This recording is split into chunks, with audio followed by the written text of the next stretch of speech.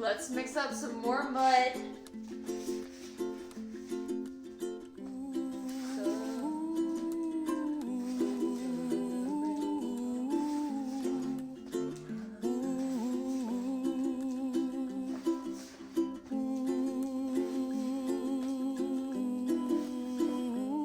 This can get a little bit messy.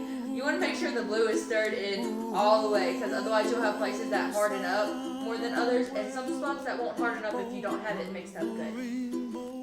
Very important step. Alright, we got it mixed up and we're ready to wipe it on the car.